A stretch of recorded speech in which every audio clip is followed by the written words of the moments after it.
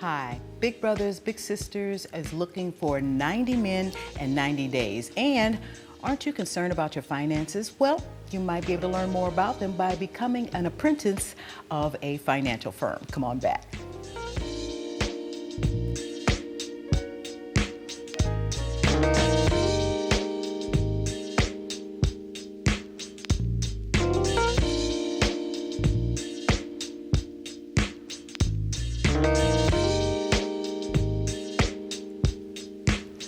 Welcome to City Corner. I'm Robin Boyce, and in the studios with me this morning are Big Brothers Big Sisters, a really great organization here in the St. Louis area, and of course that's Big Brothers Big Sisters of Eastern Missouri.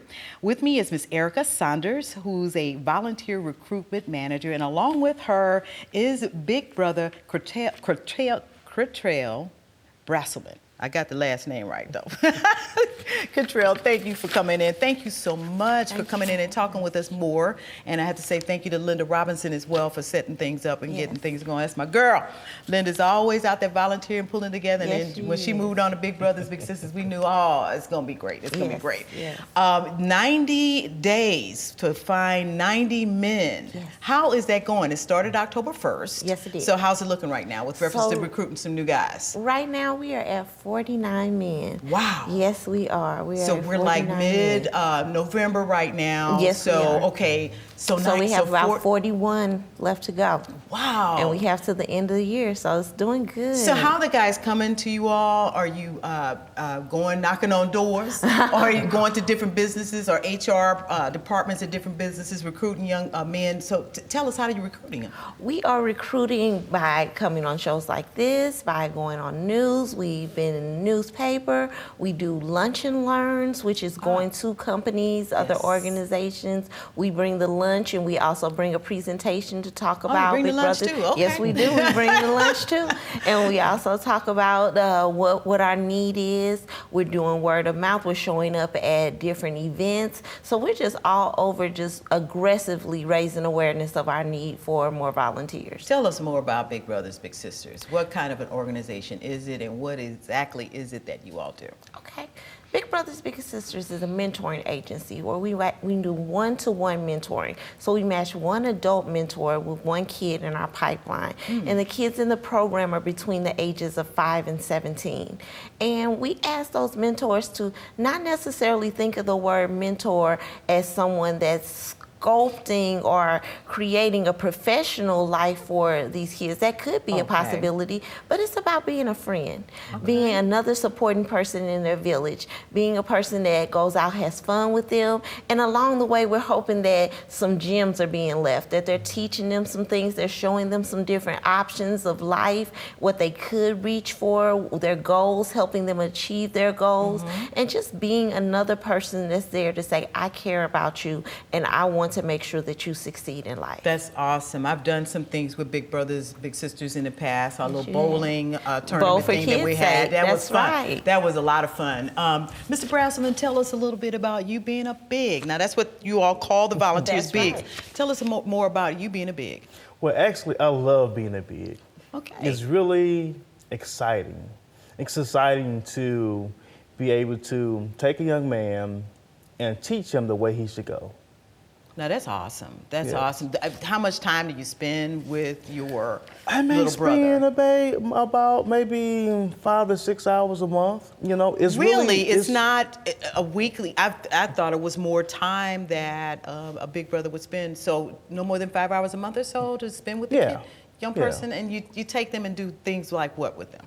Well, actually, you can go like go-karting or laser tag or anything. But mostly me and my little, we actually do sports. He plays a lot of sports. Okay. So I kind of just support him in that. You know, so I'd be on the sidelines cheering for him, telling him where to go, and just supporting him in what he's into. So you go to his school or whatever activity that he's with, an organized sports in event that he's involved with. You go over there and you hang out with him? Yes, ma'am. Really? Yes, ma'am. That sounds great. Are they required, Ms. Saunders, to spend just only 5 hours or so a month, or do you ask the bigs and the big sisters to do a little bit more time with them? We ask for less. We ask Really? for 4 hours. We ask for 4 hours a month. So ideally, a volunteer could break that down any way that they want to, anything that fits in their lifestyle. But typically, they do about 2 hours per visit. So I'm a big sister too in the program, and I see my little sister twice a month. And twice a month we go and hang out and do something, and we usually do that activity for a couple of hours. It may run over, and we totally enjoy spending that time. If it runs over, I work it out with her father to make sure that that's okay with Sure. them. But that's all we ask for. We don't ask for as much time as people think. Now, have some of the big brothers and, well, say some of the little brothers and little sisters, have they grown up and come on back, and are they volunteering? Yes, we do. Are you do seeing a lot of that? We do. We do have a lot of people, and we have a lot of previous bigs that have done the program. Their little has graduated through the program, Yes. and then they come back and say, you know what, I want to work with another child. Can the little bigs stay in the program for as many years as they want to, up to 17, or how does this work out? So yes, as long as they are matched, is what we call it, with their Okay. big brother or big Okay. sister, then a little can stay into the program until they're age 17. Now, we also work with our alumni littles. So when we turned 100 years old, and that was about 6-7 years ago. Yeah, big celebration. It was nice. Yes, yes. Well, before we did the celebrating and everything like that, we actually went back to our families, particularly our kids, and we said, how could we make the program better? And their response was, don't leave us. At age 17, when they were graduating out of the program, that's still a really tough age, and they're making It lots is. of decisions. Yes. And they wanted to still have that support. So we developed a program, a department called Big Futures. And Big Futures looks at what that next step is. If they want to work towards going to higher education, if they want to work towards going to military services, if they want to go straight into employment, we have a department that works with them. I had no idea that they Yes, have we do. expanded Big Brothers Big Sisters with reference to those alums Yes. who have come out of the program and are moving forward to college and to, like you said, to armed Yes. services and what have you. And getting, because kids do at that age, wow, they're vulnerable, they're Yes. trying to figure it out, especially if they don't have that male mentor or someone that's there that's giving them the kind of guidance they get. What is it like for you to work with your little big? I mean, what are some of the things that you personally get out of working with that little big, Mr. Brasselman? I personally get out of just hanging out with him. Great. To see how he communicates with me, to see how we communicate with each other. I love just being around him, being able to teach him right from wrong, or, you know, you should do this better, you should do that better. So a lot of things I just like just spending time with him. That's great. I mean, and that's all really kids are looking for, is just somebody that if you didn't do anything but just listen. Right. Or just be there, a companionship, or to go somewhere and just do something. Isn't that what children are looking for? That is. Yes. They're looking for an ear. And as we were having a conversation before here, Yes. that sometimes they're just looking to get out what their week was looking out like. And mom and dad can be so busy. They're the heroes in this situation because they're saying they know that they need some additional support. But having someone else to just be that ear to listen to them, knowing that they're in the stage of their life where they're not necessarily looking to mom and dad to be the hero in the situation, but they're looking to their peers. And this is another person that's in their life that's lived life, had some experiences, and can come back and say, you know what, these are some things that I've done, and maybe you don't want to go this route, or these are some things I've done and it's been successful, and you might want to think about doing it like That's this. good that there's somebody is there. Now, I remember in the past, and this Big Brothers Big Sisters, like you said, 100-something years. I mean, I remember when I was raising children, the organization was in the recruitment stage then, and there was a waiting list. I had a good friend, a neighbor, who was able to get a matched with her little son. And but there was a waiting list that this baby was on for a long time. Is there still a waiting list of kids? Unfortunately, there is still a waiting list. Right now, we're at 750 kids on our waiting list. So they have signed up to get mentors. Yes. Boys and girls. Boys and girls. Okay. 51% of that are boys. So that's why we're trying to push hard to get that boys list down so that we can open up the doors to recruit more boys in. But we also equally are pushing hard for the girls to get that list down too. What we want to do is continue to be able to open our doors to have more awesome young men and women step in. How receptive have the sororities and the fraternities been to coming on board and being big sisters and big brothers? Have you all done any contact with them or partnerships with them? So we haven't done partnerships directly with them, but we're reaching out. And that is an area that we're definitely trying to tackle. We know that they want to play a part. We're trying to figure out how they play their role. Because this is individualized mentoring, a lot of people have to make that decision for themselves and not as a group. So it's about speaking to you individually, one-on-one. You know, just take Cottrell, for instance. He's heavily involved in his church and his ministry and things like that. But he had to step out of that and make a self-decision that he was ready to take on one young man and just put his focus there. We know that there are lots of young men and young women in the St. Louis area that need help and support. But we're looking at these that have actually stepped up and said, we want that help and at we least want that they're support. there and they're ready to go and really help the young people. So why not, you know, do what you can with the set you got going, then we'll find some more folks, which is what you're doing right now with reference to this huge recruitment, which I think is just fantastic. So you've been able to, so far, how have these people come your way so far? There's 49 bigs that you've gotten so far with the 90 days, 90 men. How did you get them? How did they come towards you, to the So organization? they usually come through our website and do our online application, or they call, or even at some of the lunch and learns, we've had people that apply right there on the spot. Really? So they're just feeling like, you know, this is something I might want to do. Did you feel that way when you decided to sign up? Or what inspired you to sign up for? Yeah, well, actually, I seen it as a commercial. Really? Yes. And I said, I'm like, wow. Commercials really work, y'all. Okay, go ahead. I mean, it's a joke, but go ahead. So I felt that there's something that I could do, because if you impact one young man, it's a big impact. It's a huge impact. Yes. And we are really grateful for your impact and what you've been able to do in this community. Thank you so much for continuing to recruit volunteers, to bring them on board. We got to have you all back soon to talk more about it. If you need some help, holler at us. You know we're here to get the word out that you need some more bigs and big brothers and big sisters, and we'll be more than happy to have them on board. We got the information up right now, so that's Big Brothers, Big Sisters of Eastern Missouri. Please tell Becky Hatter I said hello. We will. I haven't sat down and had a talk with Becky in a little bit, but we've got a lot of great information that's coming up. Come on back here at City Corner. I'm Robin Boyce.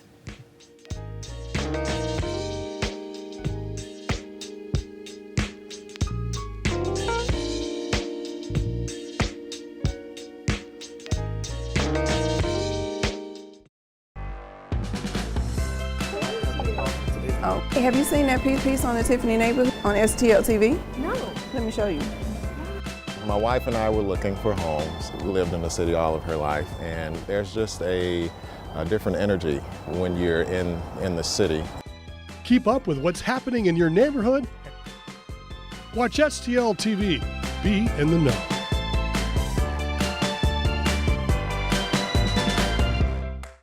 Visitors and residents love the St. Louis Zoo because it's free.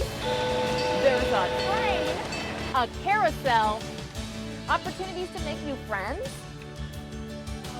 and plenty of fun learning experiences with the animals 363 days a year.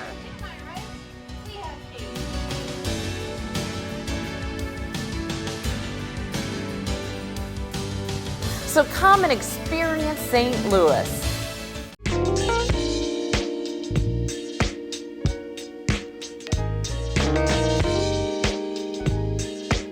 Hi, I'm Robin Boyce for City Corner. Welcome on back. And in the studios with me right now is Miss Kathy Conley Jones, very good friend of mine for many, many years. I remember you, Kathy, getting ready to move into the financial world. Now you have the Conley Financial Group. That's correct. And I think it's just fantastic what you're doing is helping people understand wealth, understand money, understand how to get there. Now tell me, your background, graduate of St. Louis University, and you went into interdisciplinary social studies and education. What brought you to finance? Well, actually, I wanted to be an urban planner. Ah. And so an urban planner, of course, looks at where everything should be situated Yes. for a community. So where Yes. should the dry cleaners be? Where should the housing be? All of that. So that was my first inclination. And so my major was in interdisciplinary social studies, which included sociology, psychology, and urban affairs. Okay. Once I looked at that and I was graduated, I also got a minor in education. Yes. But one of the things that was very important to me was, will I be able to take care of myself financially? And in order to go to the next level from in the urban planning area, I had to take a master's. I had to get a master's. Well, at that point, I was broke, so I couldn't do that. So I decided to use my secondary option, my plan B, which was education. And I taught in the St. Louis public school system Yes. for 6 years Yes, you before did. moving into the insurance industry. So you did that for a while, building up, and I remember you getting the Series 7 or the 6 or something like that, all these Right. different tests you were taking. You were asking us all to pray for you, and you did it with flying colors. As you look at the way in which our community looks right now, what are some of the biggest things folks really have to start thinking about when they think money? Should they start learning about it really early, like in the cradle, like in kindergarten, or should they really start getting themselves together with reference to financials in middle school or high school? Where should people get Well, into? I actually tell my clients that you should start your children off for about 4 or 5. Because what they're actually seeing, your actions are the teaching element for them. So if everything that you do is about spending and nothing about savings, that's what they pick up. They think that's what I'm supposed to do. I'm supposed to spend, not save. But once you start moving them into grade school, I'm going to say, that you can use the issues of working with little stores, Sure. things like that they have, Yes. so that they understand that there's a connection between work and money. And then money has a connection to developing wealth. So that's very important. So it's an educational process. Yes, it is. Once you start getting them through that area, I think they start to really pay attention at about, I'm going to say, middle school. They understand the need for money, but then we have to explain to them how it gets there and then how we build wealth. Which is so important, and Yeah. the children don't know that. And just if you're just taking a child to the store and you're buying them everything that they want, they don't get Exactly. that had to, someone had to work for those dollars or what have you, or however those dollars came about for that parent or that individual to buy. Now, when you're looking at your group, you have several different areas that you deal in. Not just financial, but you deal in insurances as well. Tell us a little Yes. bit about the Conley Group. Well, here's the thing. Most people, when they think of finances, they think specifically of stocks and bonds. Yes. What they don't think of is insurance. Insurance is a vehicle that provides monies in the event of a risk or a loss. So that is even more important. So you need to understand that the financial service industry includes insurance. It also includes stocks and bonds and all other areas of finance. But the most important thing that most people don't understand, especially young individuals, is financial literacy. Because financial literacy is really gets you to understand, should I use this credit card? What's the Sure. best way for us to handle our savings? What should we be doing looking towards retirement? So those are very critical pieces. And unfortunately, the United States is number 14 in the world of those countries that are what we call developed countries. We're number 14 in financial literacy. Number 1 is Japan. That's because they start their children off early, understanding all about debt. There's good debt and bad debt, but there's also how do we save? What do we do? Ownership of property, things of that nature. So other cultures really get into teaching Yes, their children earlier there on. are 13 countries I had no ahead of idea us. the United Yeah, States and was that's that just far. terrible. Yeah, I Yeah. had no idea. But you've been for a long time working to educate people. Correct. Get that literacy level up here in the St. Louis region. You have an apprenticeship program that you are working on right now. Tell us a little bit about it. I do. The way the apprenticeship program came about is I would walk into a meeting, and I was usually the only person of color in the room. Oh, definitely the only woman, okay? But definitely the only person of color.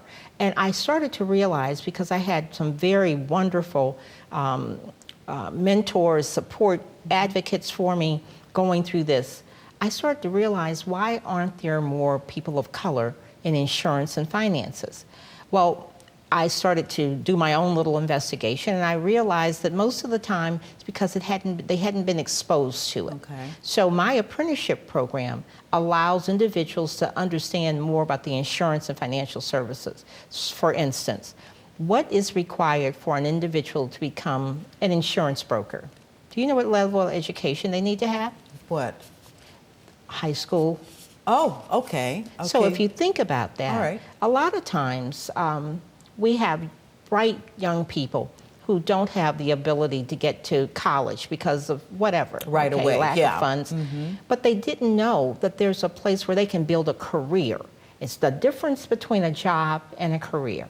So that career is a possibility. So my apprenticeship program, which I call Affinity Planning and Insurance Group, so they understand planning first, insurance later, and that will allow them to understand all the nuances that are involved in the business. So individuals get a chance to learn about financial planning as well, and helping Absolutely. people get ready for retirement or things like Exactly. that. Wow. So you actually bring students along, and you're looking for how young? High school graduates or college students? Yes. What are you looking for? High school or college, because a lot of times, you went to college, you knew that first year, the second year, a lot of those individuals didn't show back up. No, they didn't. Right? They didn't come so back. what happened to them? Right. We don't know. But the real issue is, right now, college is so very expensive. Yes, it is. If you know what you have a passion for, then that's something that you can start off on that track. Now, if you're going to be an attorney or if you're going to be a doctor, okay, we can't have you doing that. You got to go Right. through school. Exactly. But if you are in the financial service industry and you've been exposed to it and you understand that getting into it, it allows you to have many pathways. So it's not just one thing. And I think that is, first of all, we have to expose our children to it. We have to also help them understand how very lucrative it is to be in this business. So a lot of times that's not thought of, okay? No, it's not. You never think, when you think insurance person, you just name off some of the name brand folks, and that's it. But then people don't think, this is something I could probably become a representative, or I could probably become someone who can. And they don't have to. Think of it like this. Most of the time you think of insurance, you think of someone who's selling something. Exactly. But don't you understand that there's a customer service aspect? There are people that are behind us. There are actuaries if you're really good at math, but you don't want to go out and talk to people because that's not your passion.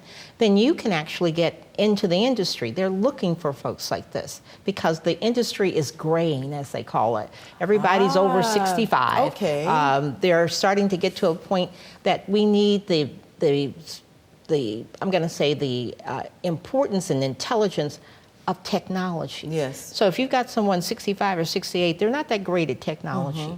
But if you're bringing young people in, they've lived with technology their whole lives. Right. So bring them in to do marketing, to do claims work, to do customer service. Those who want to get in sales, they can. But that's why I say there's many pathways in the insurance industry. There's so many things that young people can do that they don't even know about. So Exactly. a young person, how many young people can you take on at a time, or would you take on, or there maybe 2 or 3 per semester, or how would you do this? Well, first of all, my program allows them 2 things. A lot of times they go into an insurance company and they get them licensed, okay? That's great. But they don't give them the soft skills. They don't teach them how to project yourself, how to present yourself, how to do the marketing. They just sort of give you something and say, go. Well, Right. that's not the right way. You have to give an individual all the tools that they need to be successful. Right. And then they'll find their pathway to success once they know So what to do. you actually take a holistic approach. Yes. When you take on students who will come into your apprenticeship program, and you Exactly. work with them first on really presentation, how to speak, even walk, The dress as entire well. thing. We do actually an 8-week program. During this program, they come to school, so to speak, or work, so that they understand what's required of them. While they're doing this, they're also learning about the insurance industry so that they can take their tests. Because you can't sell insurance unless you're licensed. So Right. that's important. But if you're able to do all of that at the same time, and we have our program set up so that major insurance companies here in St. Louis will give a half a day every Friday where they can have sort of a work study. They go in and they see what they can actually be. And that is why I think it's most important. That's great. So you've really partnered with several different firms here in the St. Louis Exactly. area to take on students to go in and have a nice internship with your apprenticeship to get a nice broad point of view Yes. on what it is they can do. Because I Correct. never thought about that, an actuary person or someone who crunches the numbers Exactly. like that. Nobody thinks of those things. No, right? you don't. You know, when you think about all these insurance companies and other folks that do things, you don't think about behind the scenes. Exactly. So that's why it's so critical that we expose our children, our young people, to the pathway of insurance. And like I said, there's nothing you can do without it. If you have a car, you've got to get You car gotta have insurance. If this building can't be here, you can't get a loan from a bank without have having insurance. insurance. You gotta So have if it. you think about that, it's a industry that really doesn't have a downside. You don't No, it have to worry doesn't. about it going out of. You reminded me of something many years ago, and you probably don't even remember you did this. We've got to wrap up, but putting on events, you need to have insurance just in case something goes wrong. Exactly. Weddings, receptions, all kinds of events, concerts. You need insurance to make sure. Exactly. And you educated me right there with reference to that. But And that's what I try to do. you do a good job. Let you do me a add good job. one more piece Sure. to that. For a lot of individuals, let's say we have veterans or we have individuals that are disabled, if they can't get out, finally, the insurance industry has caught up with technology. So what they actually have now is, you know how many times you talk to people Right. on Facebook and Instagram and Right. all of this, but you also have the ability now that you can provide sales or support remotely. So that gives an individual who cannot So get out an individual can't get out, access. still has access for training Exactly. and also getting Exactly. the help that they need. Kathy, I've got to have you back with some of my other financial Oh, friends. that'll I be love great. talking to you all about money and making money and I moving look people forward to it. forward. Thank you so much for coming Thank you for in. the opportunity. I really appreciate Bye. you. And thank you so much, and you can check out that information on the Conley Financial Group. She has an apprenticeship program, so give her a call and find out more about that for your young person or young persons that you might have in house, or maybe a classroom of people who are taking economics right now and had no idea that there was a program available for them to learn more about insurances, finances, planning. It's really important. Thank you so much for tuning in to City Corner. I'm Robin Boyce. We'll see you next time when we'll talk more about great information that we hope is helping you out in the St. Louis area. Thank you.